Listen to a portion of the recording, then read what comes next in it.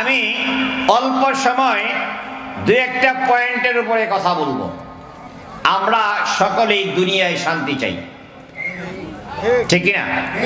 কারা কারা চাই হাত উঠিয়ে দেখান, সকলে বলেন আমিন। আমরা দুনিয়াতে বলেন বলেন দুনিয়াতে শান্তি চাই, আখেরাতে জাহান্নাম থেকে মুক্তি চাই। আখেরাতে মুক্তি চাই, দুনিয়াতে শান্তি চাই।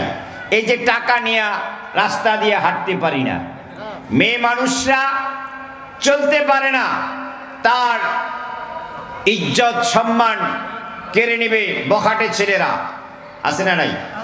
কথা বলেন আছে না নাই? সোনার ছেলেরা দর্শনের সেঞ্চুরি করে সরকার তাদেরকে বাহবা দেয়, কথা বলেন। এর আগে মাত্র কয়দিন আগে যারা বিদায় হয়ে গেলেন তিনি বলছিলেন ইনি পলায় না। কি বলছিলেন বলেন না আপনারা? এই তাফসীর মাহফিল করতে গেলে, কোরআনের মাহফিল করতে গেলে কত জায়গায় অনুমতি লাগছে। চাচাই কইছে বাইস্তার কথা, বাইস্তাই কইছে মামুর কথা, মানে বুঝেন তো চাচা বাইস্তা কারে বললাম, আপনি আবার ভুল বুঝেন না। ওসি কইছে এসপির কথা, এসপি কইছে কমিশনারের কথা। এইভাবে তার মানে হলো তাফসীর মাহফিল মুসলমানদের করতে দেওয়া হবে না। এইটা ছিল না রীতি? কি বলেন, এইটা নীতি ছিল না? এদেশে নাটক করা যাবে, গান করা যাবে, বুকটা ফাইটটা যায় বলা যাবে, কোরআনের কথা বলা যাবে না। আজকে আল্লাহ তাআলা তাদেরকে দুনিয়া এই বাংলাদেশ থেকে বিদায় করে দিয়েছেন, কথা বলেন ঠিক কিনা? এই যে তারা এই কাজগুলো করলো, মানুষকে অশান্তির আগুনে ধাউ ধাউ করে জ্বালিয়েছে, কারণ একটাই, তারা নিজেদের আইন প্রতিষ্ঠা করার জন্য এই মানুষগুলোকে নির্যাতন করেছে, কথা বলেন ঠিক কিনা? কোরআনের কথা যারা বলেছে, জেলখানায় তো আপনারা যান নাই, কেউ আছেন নাকি জেল খাটছেন? আমি খাইতে আসছি, ও যে এক ভাই খাইতে আসছি। জেলখানা ভর্তি ছিল আলেম ওলামাদের। আলেমরা কি ইয়াবা বেছে, গাঁজা বেছে? তাদেরকে ধরে নিয়েছে একটাই কারণ, তারা মানুষের তৈরি করা আইন বাতিল করে আল্লাহর দেওয়া আইন দিয়ে সমাজ চালানোর কথা বলেছে। এইটাই ছিল তাদের মূল অপরাধ, কথা বলেন ঠিক কিনা? আমি আপনাদের কাছে বলতে চাই, আমরা দুনিয়াতে বলেন বলেন ভুইলা গেলে তো চলবে না, আমরা দুনিয়াতে শান্তি চাই, আখেরাতে। দুনিয়ায় যদি কোনো মানুষ শান্তি পেতে চায়, এই মানুষকে দুনিয়ায় কে পাঠালেন? আল্লাহ। জোরে বলেন কে বানাইছেন? এই পৃথিবীটা কার? আকাশ কার? সূর্য কার? চন্দ্র কার? চন্দ্র সূর্য সকলেই আল্লাহর আইন মেনে চলে। এই জন্য চন্দ্র সূর্যের মাঝে কোনো ভেদাভেদ নাই, কোনো বিশৃঙ্খলা নাই, আছে নাকি? মানুষ যদি আল্লাহর আইন মেনে চলতো, বাবা তার সন্তানদের কাছে সম্মান পেত, সন্তানরা মা বাবার ইজ্জত করত, সম্মান করত, নারীরা নির্বিঘ্নে তার ইজ্জত নিয়ে চলতে পারত, লক্ষ লক্ষ টাকা নিয়ে মানুষ পথে ঘাটে চলতে পারত, কোনো সমস্যা হতো না। বাংলার জমিনে যদি আল্লাহর আইন প্রতিষ্ঠা থাকতো, ঠিক না? আমরা দুনিয়াতে বলেন বলেন আমি একটা পয়েন্টের উপরে কথা বলতেছি, আমরা দুনিয়াতে শান্তি চাই, আখেরাতে কি করলে দুনিয়ায় শান্তি পাওয়া যাবে? আল্লাহ বলে দিলেন, এই দুনিয়ায় যদি তুমি শান্তি পেতে চাও, দুনিয়াটা যদি তুমি একটা শান্তির সমাজ বানাতে চাও, শান্তির রাষ্ট্র বানাতে চাও, তাহলে সর্বপ্রথম আল্লাহকে রব মানা লাগবে। রব মানতে হবে কাকে? যেটা বলেন কাকে? মানুষ যখন মানুষের উপরে প্রভুত্ব রব সেজে বসে থাকে, তখন নিজের রুবুবিয়াত স্থাপিত করার জন্য, কায়েম করার জন্য দুর্বল মানুষগুলোর উপরে তারা নির্যাতন নিপীড়ন চালায়, ঠিক কিনা? তাদেরকে নির্যাতন করে, জেল দিয়ে, জুলুম দিয়ে তাদেরকে রব মানতে বাধ্য করে।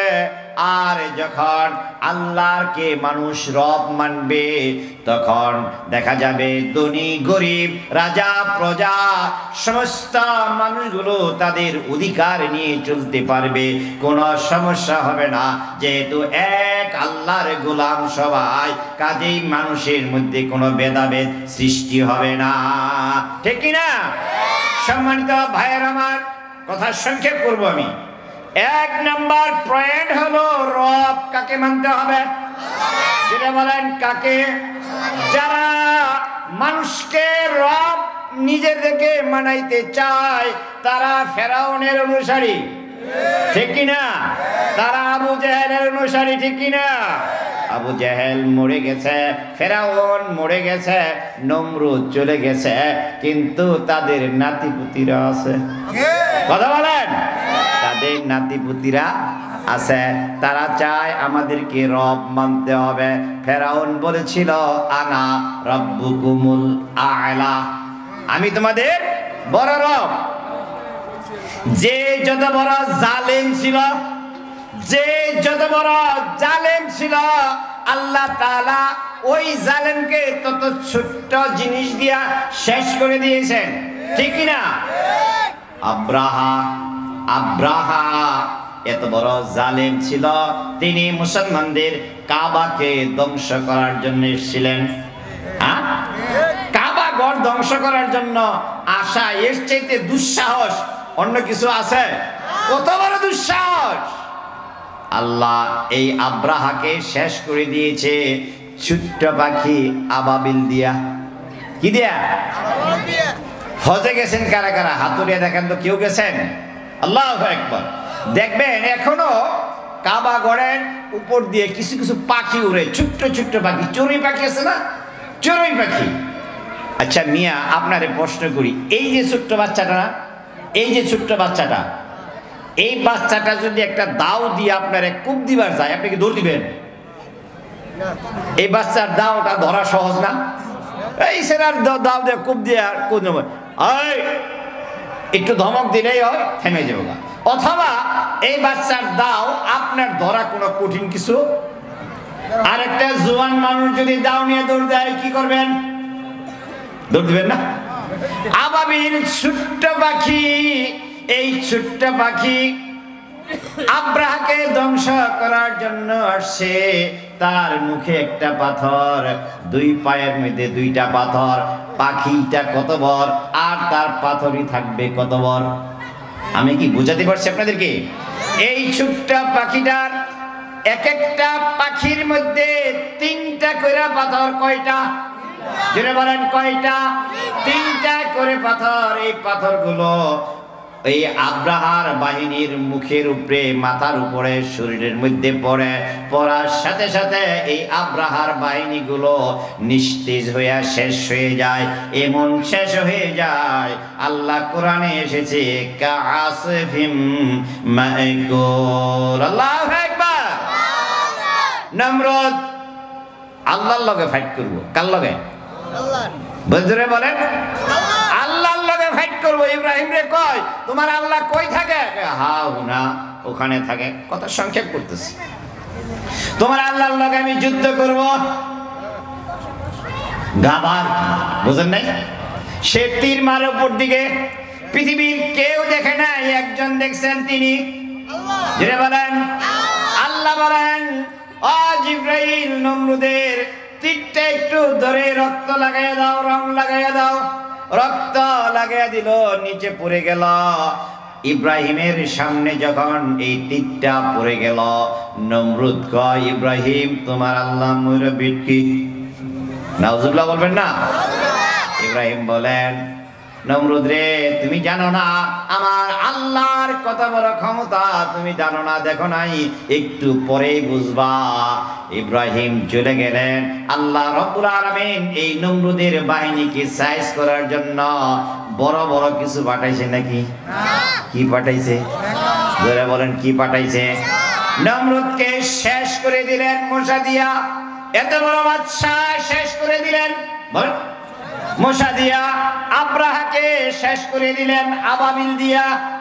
শেখ হাসিনাও বলছিল 41 সাল। কথা বলেন কি বলছিল? জোরে বলেন না কেন? কথা বলছিল 41। বিএনপি, জামাত আর কত দল একাত্র হইয়া শেখ হাসিনারে লড়াতে পারে নাই। লড়ালো আপনা আমার ছাত্র বন্ধুরা। কথা বলেন না কেন? ছাত্র বন্ধুরা যাদের কাছে কোনো অস্ত্র নাই, কিছুই নাই, তাদের কাছে ছিল আল্লাহর শক্তি। কথা বলেন ঠিক কিনা? আমি ওইদিকে যেতে চাই না, আমি কথা সংক্ষেপ করবো, মনে হয় বক্তা চলে আসবে। এই যে শেখ হাসিনা সহ তার দল 15টি বছর মানুষের উপরে নির্যাতন করেছে, জুলুম করেছে, একটাই কারণ হলো তার আইন, তার মত মানুষের মধ্যে প্রতিষ্ঠা করার জন্য। কথা বলেন ঠিক কিনা? এখন আমাদের একটা সময় এসছে, মানুষ যখন আল্লাহর নিয়ামত শুকরিয়া আদায় করে, আল্লাহ তার নিয়ামত বাড়াইয়া দেয়। আর যদি কোনো মানুষ আল্লাহর নিয়ামতের শুকরিয়া আদায় করে না, আল্লাহ রাব্বুল আলামিন তার কাছ থেকে নিয়ামত কেড়ে নিয়ে যায়। সুতরাং এখন আমার যদি নির্বাচনের সময় মানুষের তৈরি করা আইন দিয়া যারা দেশ চালাতে যাবে, দেশ চালাবে, এই সকল দলকে যদি আমি আর আপনি ক্ষমতায় ভোট দিয়ে আনি, আবারও তারা তাদের আইনকে বাস্তবায়নের জন্য চেষ্টা করবে। কথা বলেন ঠিক কিনা? সুতরাং সবকিছু দেখা শেষ, এবার সামনে আসবে আল কোরআনের বাংলাদেশ। কথা বলেন ঠিক না দেখে? আমরা সব দেখেছি, কোরআনের বাংলাদেশ এখন পর্যন্ত দেখতে পাই নাই। আমরা দেখতে চাই সামনে কোরআনের বাংলাদেশ, ইসলামের বাংলাদেশ। কথা বলেন ঠিক কিনা? কারা কারা রাজি আছেন দু হাত তুলে দেখান।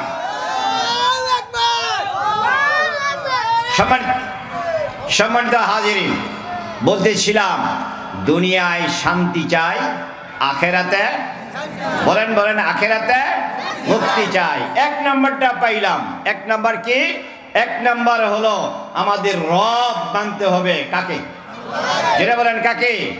আল্লাহ ছাড়া কাউকে রব মানা যাবে না। যাবে? আমার উপরে জুলুম আসবে, জেল আসবে, মামলা আসবে, যাই আসুক না কেন, রব কাকে মানবো? যেটা বলেন কাকে মানবো? আল্লাহ ছাড়া কাউকে রব মানা যাবে না। রাজি আছি ইনশাআল্লাহ? এক নম্বর পয়েন্ট। আপনাদের প্রিয় বক্তা চলে এসেছেন, আমি খুব লম্বা করব না, চিন্তা করেন না আপনারা। দুই